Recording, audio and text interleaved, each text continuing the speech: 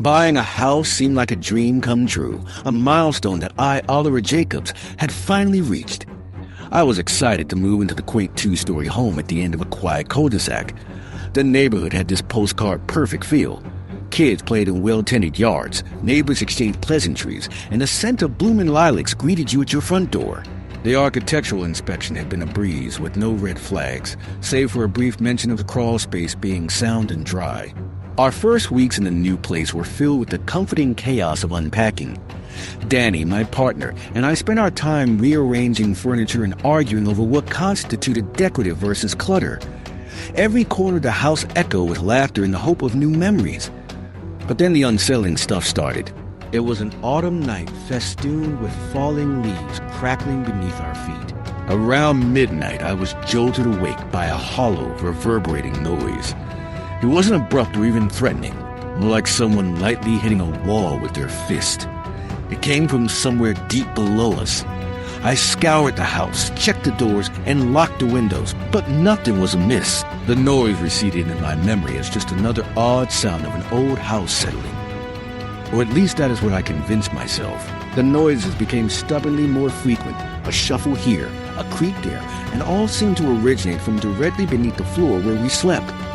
I reasoned, aloud and probably more to myself than to Dani, that it could be anything from small animals to old plumbing pipes expanding and contracting with the cold. But she could read the apprehension hidden in my casual explanations. "Tell me if you're really worried," Dani would urge, always the pillar that steadied my paranoid inclinations. One particularly rainy afternoon, as we wrestled with a leaky faucet and the ominous sound of raindrops pelting our roof, Dani stumbled onto an oddity. She was rummaging through an old cabinet in the basement, a curious compartment she had only found because she had accidentally knocked over a box of forgotten holiday decorations. Flustered but intrigued, she called me over to share her discovery, a narrow air duct cover, tarnished with age but strangely ajar.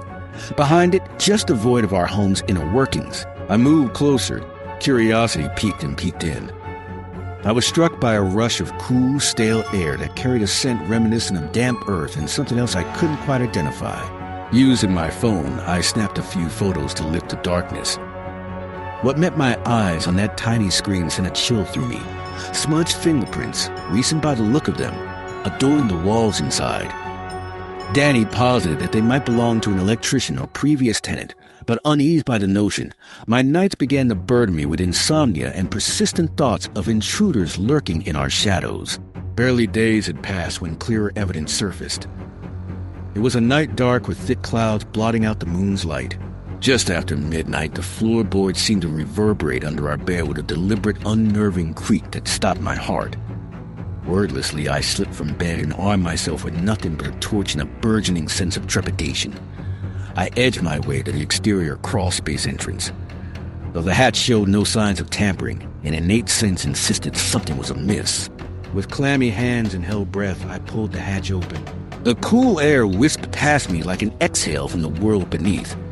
Inside, my torch's beam scanned left to right, falling upon signs of a makeshift camp, a wrinkled sleeping bag, an organic kaleidoscope of food wrappers, a forlorn teddy bear, each piece singing of someone making my crawl space their reluctant home.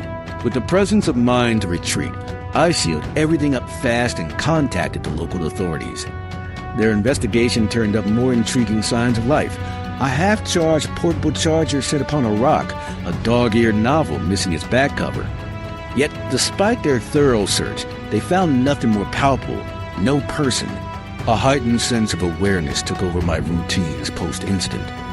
Security cameras, alarms, and locks became our new norm, every entryway fortified with layers of caution and steel. For weeks, the uneventful silence stretched over us like a comforter, and I almost let myself believe it was over. Yet, eerier than any horror flick, came the night that changed everything again. We bolted awake to the insistent bleat of sensors crying foe. It read, "Motion detected, crawl space." The sensation of undeniable truth surged through me. In my mind, Dani's earlier fears replayed, and I summoned courage from the marrow. Equal parts dread and duty propelled me towards the outer hatch, my flashlight slicing through the darkness like a lighthouse beam through fog.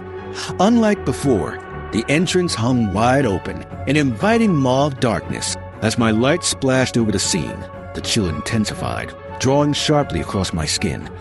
Lying conspicuously at the threshold was a scribble-bound notepad, its innards removed, pages torn away. I edged closer, fingers brushing its surface and unspooling a sense of unforeseen foreboding. The truth arranged itself like a precise symphony. The mutilated notepad's singular remaining page bore a message scrawled in large, hurried letters, the kind formed in a pressure-cooked mind. "Thank you," it read, deceptively congenial yet morphing into a promise of return. Though the lights in our house flare with the twist of a bulb, I can't banish the cloaked darkness beneath those floorboards. Nights find me on edge, the unearthly vibration of empty promises lurking.